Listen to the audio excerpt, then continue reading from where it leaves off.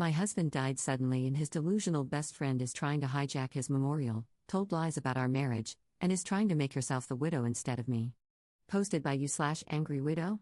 I'll try to make this brief.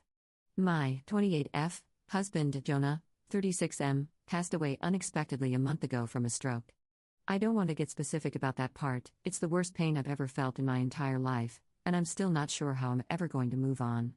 We were married for 5 years, together for 7. For the past 2 years, we've been trying for a baby, but we're just getting to the point of considering IVF when he died.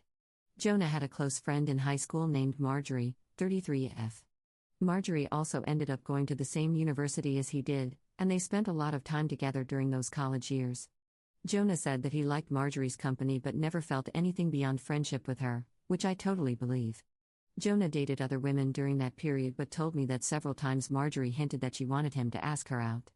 She also joked about wanting him to be her plan B in case she didn't meet someone and get married by 30. By the time I started dating Jonah, he had moved a couple of hours away from his hometown and Marjorie. Despite this, Marjorie immediately began finding excuses to come to our town and hang out, which usually involved her encouraging us to go drinking and then her passing out on the couch at Jonah's apartment. I didn't mind her for the most part, but she had a habit of saying things like, "You know you ruined our marriage pact, haha," and pointing out all the things that she knew about him, like what he took in his coffee, his favorite bands, etc. Over the course of our relationship, and especially after we got married, Jonah definitely put some distance into his relationship with Marjorie. He confided in me that he felt he had outgrown her and that they really had little in common anymore. He stopped responding to her invitations to hang out as often, though he would occasionally call to catch up out of guilt, especially when she would text him or leave messages saying she was so sad he was ignoring her and the like. But now he's gone. I had him cremated, like he wanted. We haven't done the memorial service yet. It was too hard for me to even imagine the first couple of weeks, and I also wanted to give time for some out-of-state people to make travel plans. The memorial is this weekend. However, 2 weeks ago, I received an email from Marjorie, sent to around 60 people, including Jonah's family, saying that she was holding a memorial service for Jonah in the town where they grew up, the day before his memorial here. I was completely blown away, seeing as she hadn't mentioned anything to me or even attempted to call. Along with the details, the email said that she was planning the memorial in light of the fact that no other service had yet been held in his memory, and he deserved to be laid to rest with honor. For the record, she was invited to the memorial I've been planning and knew it was happening. I called her, of course, and told her that while I appreciated her willingness to help with Jonah's goodbye, I was already planning a service for him that would involve all of his family and friends. She immediately went on the defensive and said that she had only started to plan a service when she realized I wasn't willing to do it in a timely manner. I told her that the timing wasn't her choice to make, but that if she wanted to have a memorial of some kind, to please just add on the invitation that his official memorial was going to be held this weekend. She said fine. I sent a message to all of Jonah's invited friends and family to make sure they knew the real service with both of our families was going to be here, and then just washed my hands of the whole thing. This week, I received a message on Facebook from Jonah's cousin, saying that Marjorie, who has apparently blocked me on Facebook, created an event for Jonah's official memorial service, her memorial, and invited everyone she possibly could. I've been getting blown up with emails asking which day the memorial is and where. I'm honestly furious. I don't have the emotional energy to deal with this. I ended up putting a post up on my wall, reiterating the date of his service here and asking people to please share it.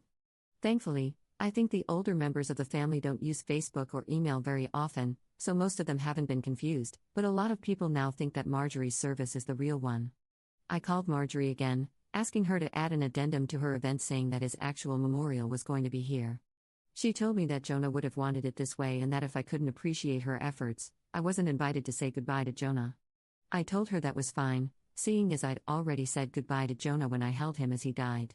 She hung up. Apparently, she's now spreading information to her mutual friends with Jonah, saying that he was planning on leaving me because I wasn't able to conceive. She also said that we had approached her to carry a baby for us, all absolute lies. His cousin sent me a screenshot of a text where she said that Jonah always thought we would have the cutest baby together and that Op doesn't understand how much he wants children. I'm at a loss as to what to do.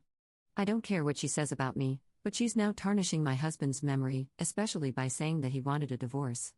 Jonah would never have left me, and anyone who knows him at all knows that we were committed to each other above all else. I need to figure out how to tell this woman to FCK off without encouraging her to spread more lies. And I also want to just forget the whole thing and crawl in bed and never get up again. Help me, please. Top/relevant comments. Commenter. I'm so sorry for your loss. I can't imagine the pain you must be in right now. Marjorie sounds completely insane and malicious. If I were in your shoes, I'd be very tempted to go scorched earth on her, but that wouldn't be the most constructive approach here. So here's what I'd do instead. Send an email to all of the guests you've invited to attend the actual memorial service stating, just to reiterate, the service will be held at X location on Y date. Do not mention Marjorie, her lies, or the second service. Contact the funeral home and see what can be done to pull the plug on Marjorie's service. Delete and block this woman on all forms of social media, email, your phone, everywhere. Content yourself with the knowledge that if any of Jonah's and Marjorie's mutual friends have half a brain, they'll understand she's out of her mind or at least being outrageously inappropriate. Update 2 days later. I apologize for not updating sooner, but a lot happened over the last couple of days. Thank you to everyone who offered help and advice. For those who offered monetary assistance, Jonah and I were in a stable financial position. I'm going to be comfortable until I decide to go back to work. Your willingness to help was deeply appreciated, however, and I'm truly bowled over by your kindness. I took the advice of the majority of comments and called the chapel where Marjorie was planning her service. I spoke with the pastor, who immediately told me that he had been trying to get in touch with me regarding the service. Apparently both Jonah and Marjorie had grown up in that church. I am not religious, and neither was Jonah as an adult. My voicemail has been flooded, so it's definitely plausible that I overlooked his call. He immediately expressed how sorry he was to hear of Jonah's loss and said he had received my contact info from Jonah's great-aunt, who still attends there. He said he was surprised when Marjorie asked to have a service for Jonah, but she had claimed that Jonah and I were separated and I didn't want to be involved. He had been trying to follow up with me, but obviously, that didn't happen. He was very apologetic and said that we could cancel the service or move forward in any way that felt right to me. He said that he knew the church members would appreciate the service, since many of them remembered Jonah as a boy, but obviously Marjorie would no longer have a role. I agreed that the service could go forward. He called to speak with Marjorie after our conversation and informed her that she was no longer welcome to participate in the organization of the service after her behavior. He wouldn't tell me all that she said, but said she was distraught, and he recommended some mental health/spiritual services to her that he hopes she accepts. She apparently apologized for lying and asked to speak with me, but I declined. I feel bad if she's truly contrite, but I just have too much on my plate right now. We had 2 beautiful services for my husband, first the one at his hometown church, and then the non-religious one that I planned. Everyone who came wanted to honor Jonah, and that's all that really matters.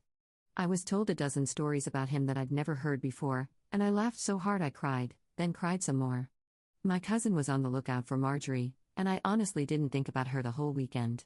She turned up for the first service, and then the pastor ended up speaking with her, unbeknownst to me.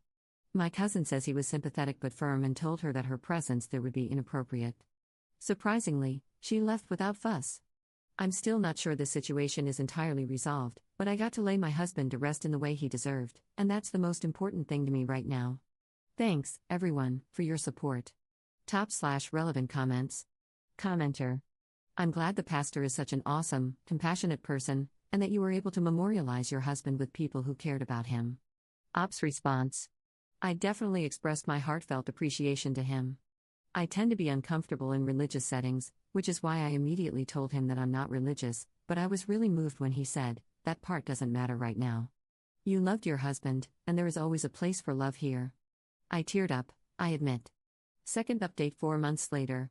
I'm not sure if anyone will remember this post, but I thought I would update since it's been a few months. I haven't been checking my inbox, and I'm sort of amazed I remembered the password at all, but I appreciate all of you who sent encouraging messages. It means a great deal to me. It's been around 5 months since Jonah died, and honestly, it still feels like I'm waking up and living the same day over and over again. I'm in therapy, but the feeling of grief has not subsided whatsoever. Everything reminds me of Jonah, and I still feel like half of me is gone. I'm considering moving out of the country, or at least to a different state, but I also feel like a piece of Jonah is here in the house where we lived. Even worse, Marjorie has still not disappeared. I deleted my social media a couple of months ago in an attempt to simplify my life, but my cousin, who also knows Marjorie, let me know that she has been recently posting photos of herself on Facebook, with Jonah. Some were from several years ago, but she was saying things like, "I still miss my man every day and I can't wait until Jonah's baby arrives." She is apparently pregnant and claiming that the baby is my husband's. She has also photoshopped his face onto several photos, some on another shirtless male posing semi-suggestively with her. The photoshopping is pretty good, but it's obviously not my husband's body. People have been saying things like, "Congratulations, we know you'll be a great mother to Jonah's child." Nobody I knew, thankfully. It honestly made me feel sick, and I went and laid in bed pretty much all day. I hate that she is getting to me like this, but I can't stand the thought that she's claiming my husband was unfaithful to me, and that people are believing it. One bright note is Marjorie's brother, who also knew Jonah. On one of her recent posts, he commented, "WTF Marjorie? I spoke to Jonah like 2 weeks before he died and he said he was trying for a baby with Op. You guys were just friends. This is effed up and you know it." The post was deleted a couple of hours later. I don't know what to do anymore. I don't have the energy to battle with this woman, but I'm infuriated and hurt by this blatantly disrespectful pack of lies that she's spreading. My cousin called her and asked that she remove the photos, but she apparently said that Op can go to hell. She just doesn't want to accept that Jonah wanted a baby with me more, and she couldn't give him one. I'm lost. What can I do about this? It seems like all I can do is sit and watch this crazy woman try to convince Jonah's friends and family that he never loved me. /relevant comments. Commenter. This is what you should remember when her delusions get to you, even her own family knows she is crazy. What you and your husband had together doesn't need to be photoshopped and lied about on Facebook, it was real. Every single time that fool has to Photoshop a picture in order to fabricate intimate memories, she is reminded that you are the one who actually got to experience them. You won, and there's not a day that goes by where Marjorie forgets that. Third update 2 weeks later. A lot has happened since my last update. Hopefully, this will be the end of the story. Marjorie's brother became very concerned after speaking to me and apparently questioned Marjorie extensively about her behavior. She continued to claim that she was pregnant with Jonah's baby and that they had had a lengthy affair, but the details didn't add up. The brother knew Jonah pretty well and was generally aware of his work schedule, etc. She said they were meeting at a hotel at lunchtime 3 days a week, but he knew that Jonah came home for lunch with me every day. Stuff like that. He went home late that night to sleep on it. After he went home, Marjorie came over to see me at 3 a.m. She started screaming at me to come outside, saying that I had ruined her relationship with Jonah and how happy they were before me, etc. I called the police and her brother, who both arrived around the same time. She pushed the police officer who tried to ask her what was going on and was immediately arrested. I felt bad for her brother, but he just apologized to me repeatedly. Marjorie yelled expletives and tried to demand special treatment because the police were apparently hurting her baby by keeping her in the car. I gave a statement, and they left.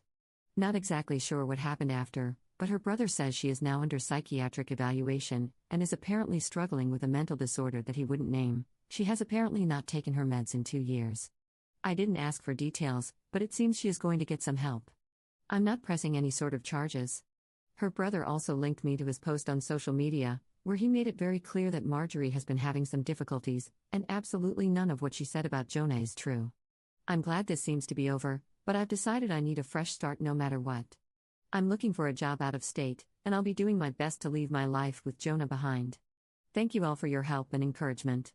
/relevant comments. Commenter. This is the best update possible. She was a few months shy of stealing a baby from someone's shopping cart. Her delusion had to be shattered, and this was the only way. I hope her being ill actually helps you cope with all of the disturbance she's brought to your life. On a personal note, I lost my partner too. So, naturally, I deeply sympathize with your pain. A lot of people would say that moving doesn't help, and to an extent, that's true. But I get you. I can't set foot in the town we lived in, which is really sad for many reasons. But it is what it is. Moving away from the memories isn't a bad idea. It is hard to heal when you are constantly driving past places that evoke memories. So, good for you on deciding to move. I wish you well with all of this.